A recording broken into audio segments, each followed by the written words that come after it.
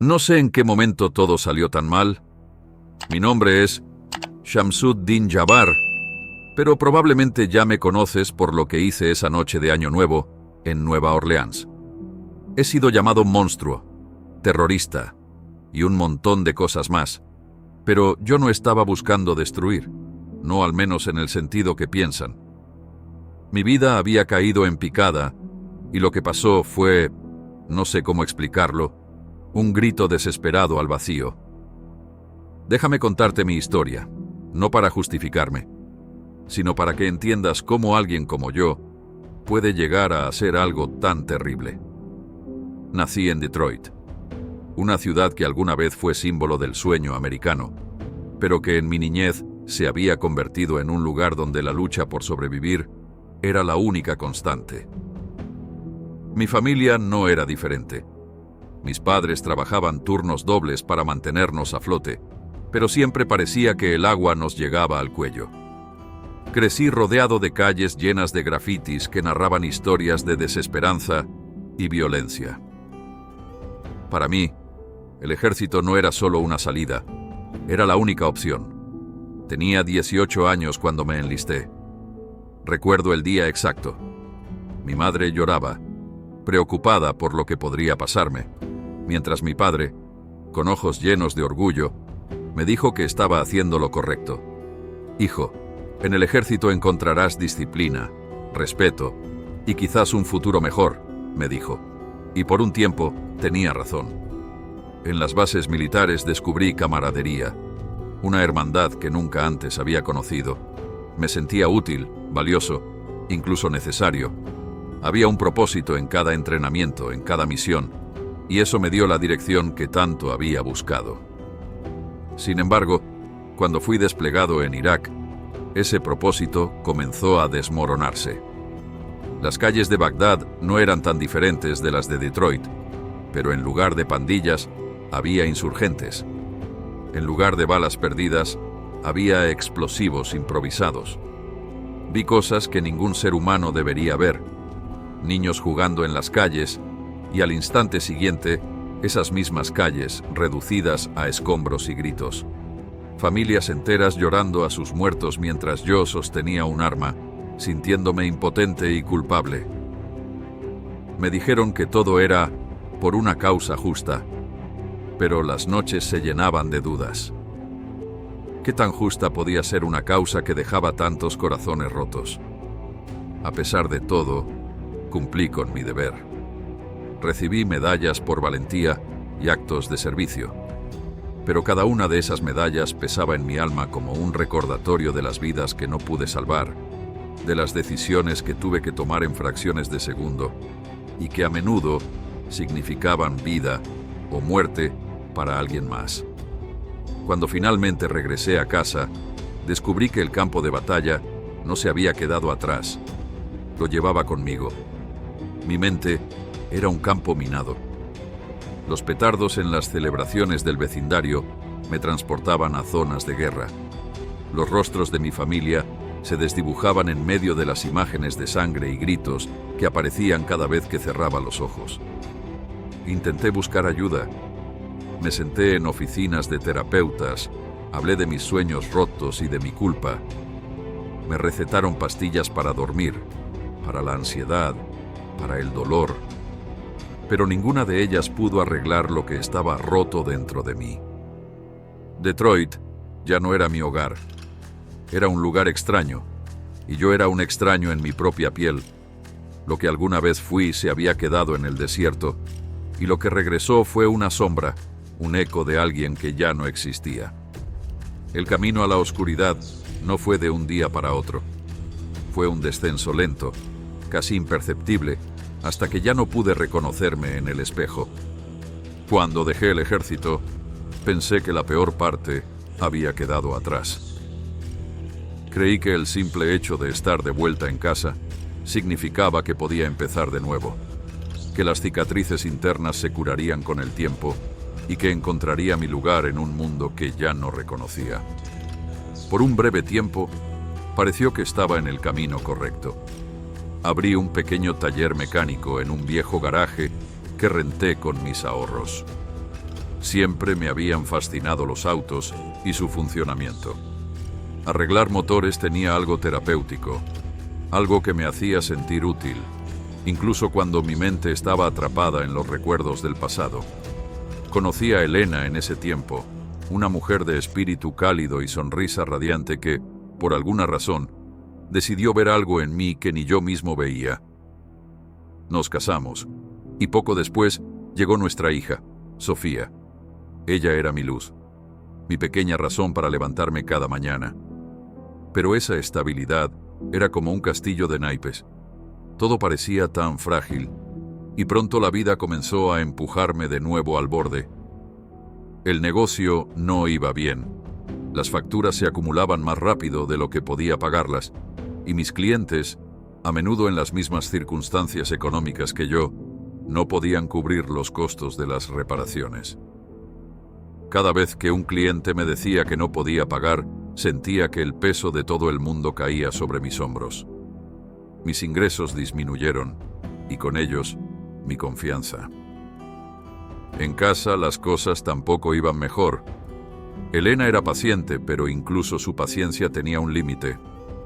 Las noches que pasaba despierto, mirando al techo mientras el insomnio me devoraba, se transformaron en noches con una botella en la mano.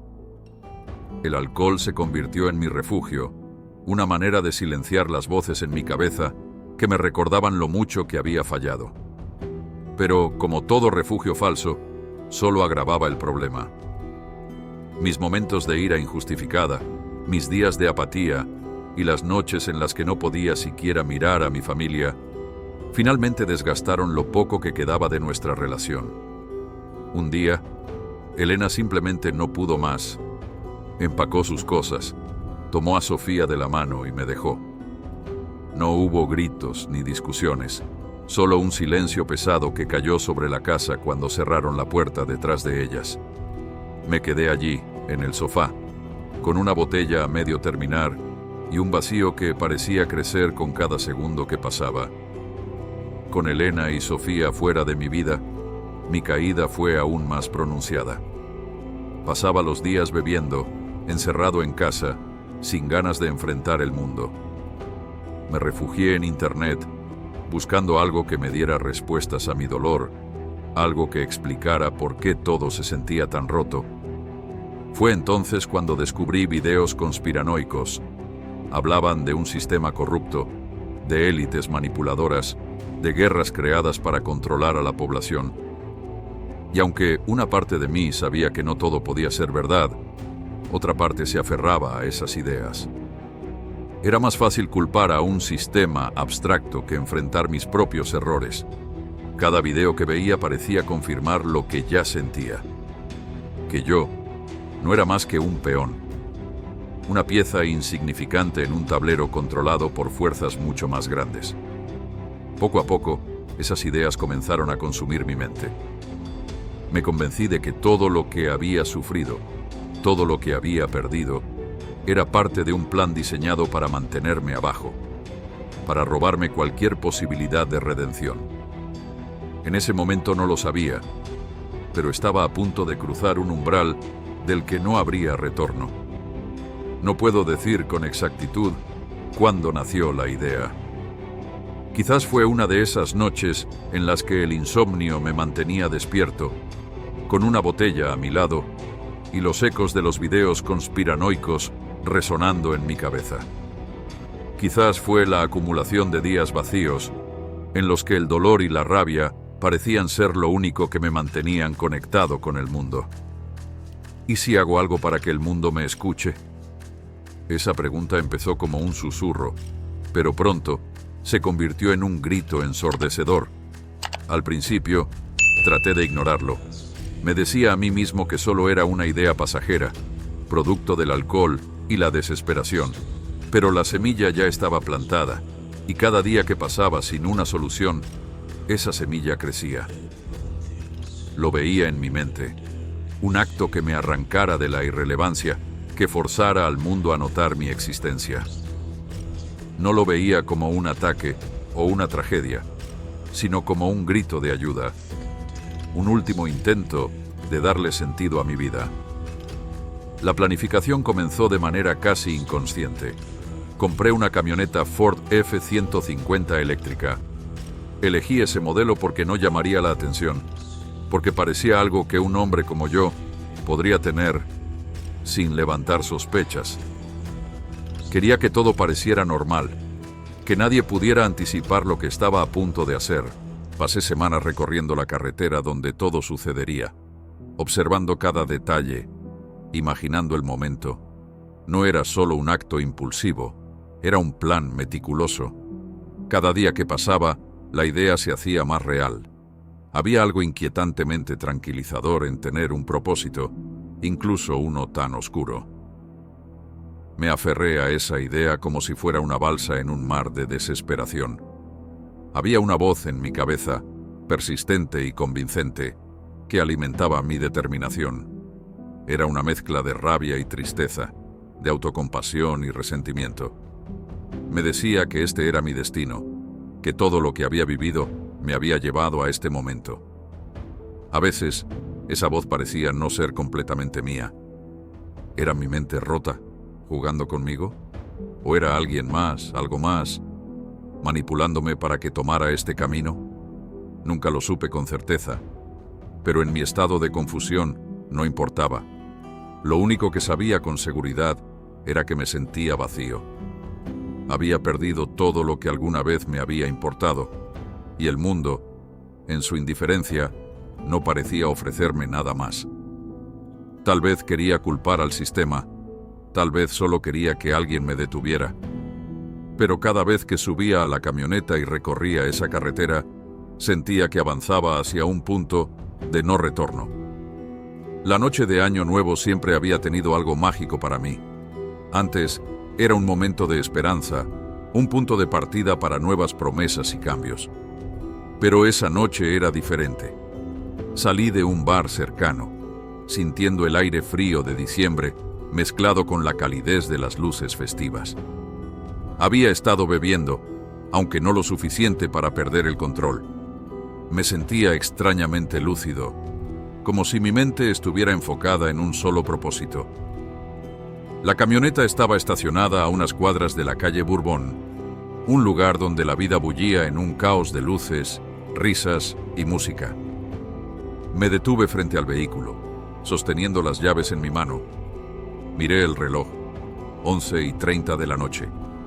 Cada segundo que pasaba parecía una eternidad, pero al mismo tiempo, el tiempo se deslizaba rápido, como si algo me estuviera empujando hacia el siguiente paso. Mi corazón latía con fuerza, pero no era por miedo.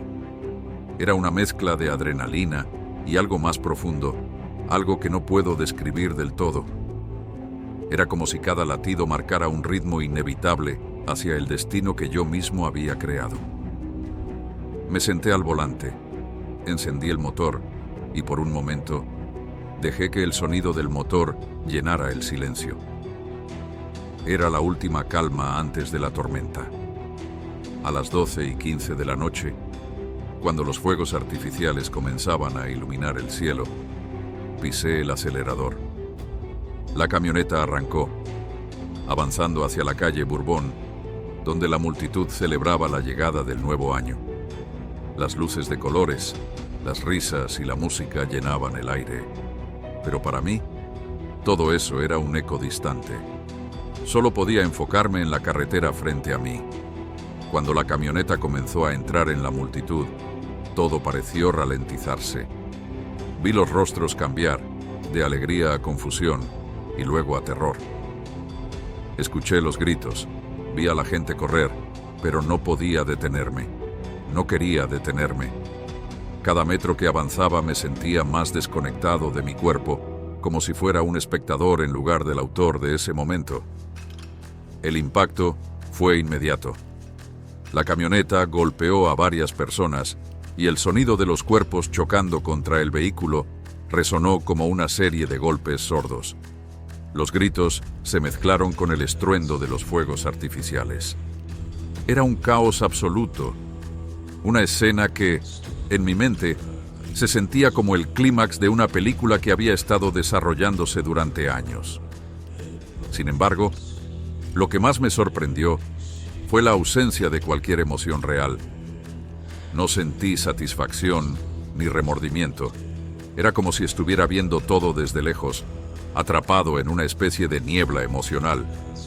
El mundo a mi alrededor se desmoronaba, pero dentro de mí solo había un vacío profundo y abrumador. Cuando finalmente detuve la camioneta, el silencio regresó, roto solo por los gritos lejanos y el sonido de las sirenas que se acercaban. Me quedé allí, con las manos aún en el volante, sin saber qué hacer a continuación. Todo lo que había planificado, todo lo que había imaginado, se había convertido en una realidad que no podía deshacer. El momento en que la camioneta chocó contra el poste fue un golpe seco que resonó como un eco en mi cabeza. El impacto me sacudió físicamente, pero no me hizo reaccionar. Todo a mi alrededor parecía detenerse, como si el tiempo hubiera decidido congelarse para darme la oportunidad de contemplar lo que acababa de hacer. Mis manos seguían aferradas al volante, sudorosas y temblorosas, mientras mi respiración, agitada y errática, llenaba el espacio vacío del vehículo. Cuando finalmente levanté la vista, el caos que había causado se desplegó ante mis ojos. Vi cuerpos esparcidos en el suelo, algunos inmóviles, otros luchando por levantarse. Las manchas de sangre en el asfalto reflejaban la luz parpadeante de los fuegos artificiales que aún iluminaban el cielo, creando un contraste perturbador entre la celebración y la tragedia. Los gritos de la multitud eran un coro de terror que perforaba el aire, mezclándose con el llanto de quienes buscaban a sus seres queridos. Sentía mi corazón latiendo con una fuerza descomunal, como si quisiera salirse de mi pecho, pero no podía moverme. Cada músculo de mi cuerpo parecía estar paralizado, atrapado en una especie de trance. Miré mis manos en el volante, notando cómo temblaban, como si el peso de mis acciones finalmente comenzara a caer sobre mí. Sin embargo, dentro de ese mar de emociones, había una sensación inesperada, casi indescriptible. Paz. Era extraño, incomprensible incluso para mí. Una parte de mí sentía que había cumplido con algo que había estado pidiéndome durante años, como si el acto mismo hubiera sido una especie de liberación de la carga que llevaba dentro. Pero esa paz no era suficiente para silenciar las otras voces en mi cabeza, las que gritaban que nada de esto tenía sentido, que no había justificación para lo que acababa de hacer. La camioneta seguía encendida, con el motor murmurando en un contraste irónico contra el caos exterior. Cerré los ojos por un momento, tratando de apagar el mundo, pero los gritos, las imágenes, la sangre, todo seguía ahí, esperándome cada vez que abría los ojos. Fue entonces cuando escuché las primeras sirenas en la distancia, un recordatorio de que el tiempo no se había detenido realmente y que pronto tendría que enfrentar las consecuencias de mis acciones. Las sirenas cortaron el aire, cada vez más cerca, cada vez más insistentes. A través del parabrisas roto, vi las luces rojas y azules pintando el caos a mi alrededor. No pasó mucho tiempo antes de que la policía rodeara la escena. Escuché sus gritos, órdenes claras y tajantes para que saliera del vehículo con las manos en alto. Pero yo no podía moverme. Estaba atrapado en una burbuja, entre la calma surrealista que sentía y la realidad ineludible de lo que acababa de hacer. Metí la mano debajo del asiento y saqué el arma que había llevado conmigo. No tenía intención de lastimar a nadie más. Ese no era mi plan. Pero sabía, con una certeza absoluta, que no quería ser capturado, que no quería pasar el resto de mi vida en una celda reflexionando sobre todo esto. Había cruzado un umbral, uno del que no había regreso. La policía siguió gritando, pero sus palabras se mezclaban en mi mente con el ruido del caos a mi alrededor. Sostuve el arma con las manos temblorosas y disparé un par de veces hacia el aire. No estaba apuntando a nadie. Solo quería que entendieran que no me rendiría, que esta historia terminaría en ese lugar, esa noche. El eco de los disparos retumbó, y por un instante, todo pareció detenerse. Sentí el frío del metal en mis manos y el calor de la sangre en mi frente, tal vez de un corte que no había notado. Todo era confuso, irreal. Entonces, oí los disparos. No los míos, sino los de ellos. El primer impacto fue como un martillazo en el pecho. No dolió, al menos no al principio. Solo sentí como mi cuerpo se arqueaba hacia atrás, golpeando el respaldo del asiento. El segundo disparo me alcanzó en el costado, y el aire salió de mis pulmones como si alguien me hubiera arrancado el alma. En ese momento, supe que todo había terminado.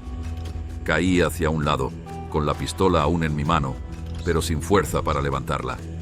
La sangre se derramaba rápidamente, calentando mis piernas y empapando el asiento.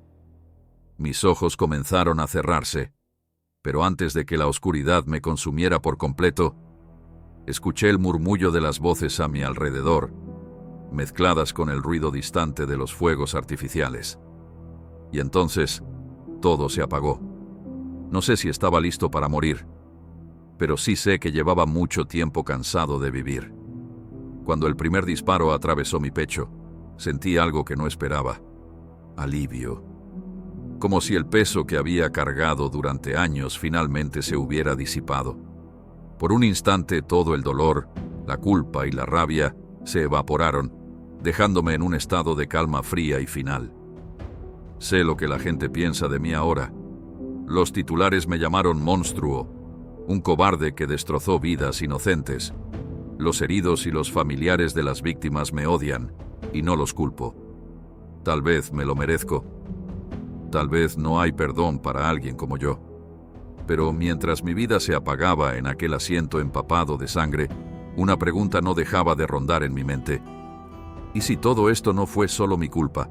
No quiero evadir la responsabilidad. Fui yo quien pisó el acelerador, quien tomó esas decisiones terribles. Pero no puedo evitar pensar en las fuerzas que me llevaron hasta ese punto. ¿Fui solo una víctima de mis propios demonios, del alcohol y de la desesperación? ¿O hubo algo más, alguien que susurró en mi oído, alimentando mis miedos y mi rabia?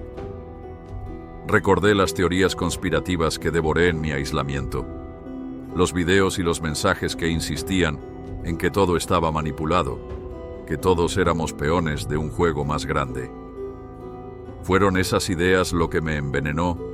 ¿O tal vez alguien más estaba detrás, presionando los botones correctos en una mente rota como la mía?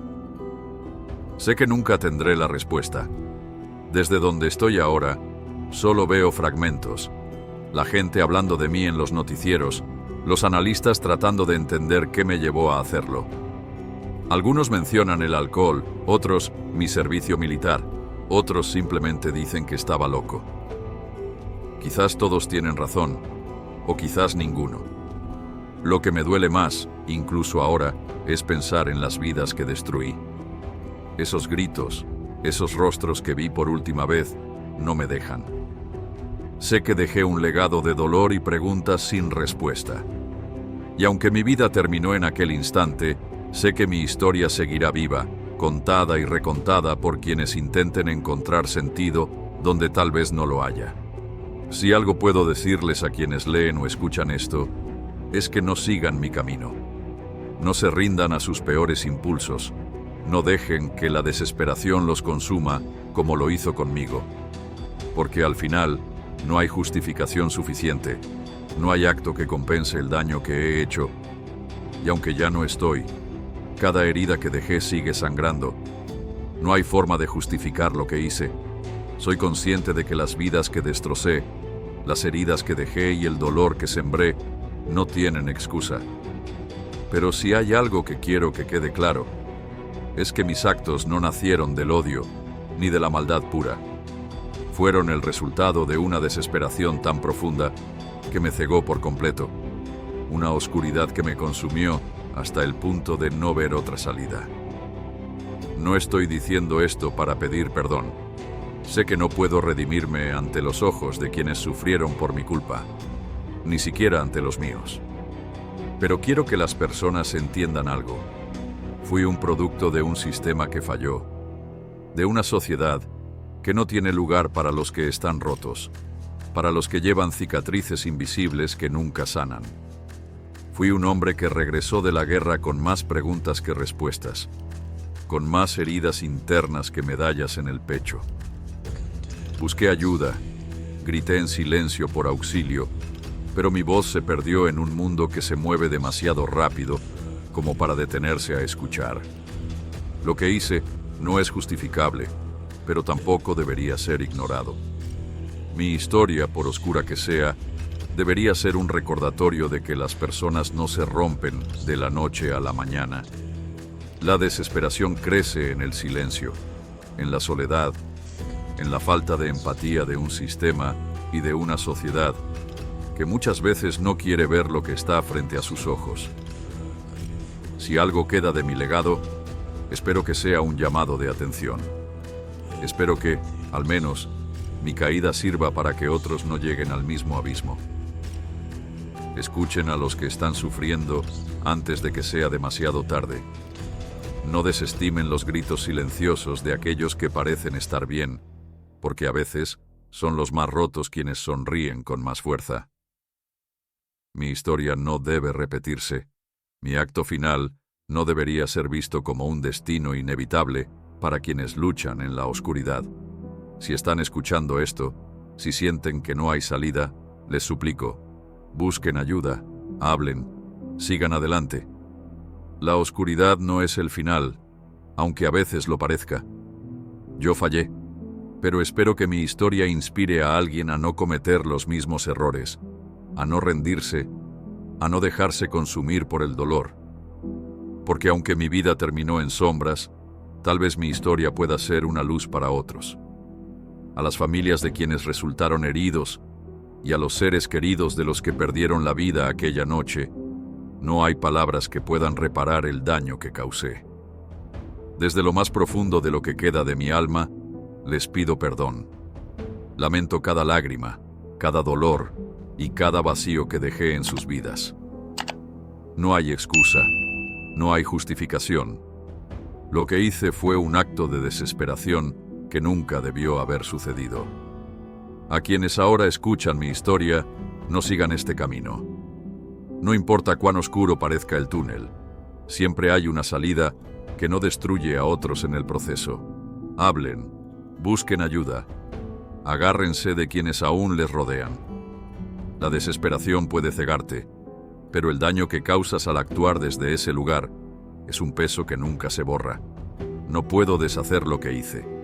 Mi tiempo se acabó, pero para ustedes todavía hay opciones.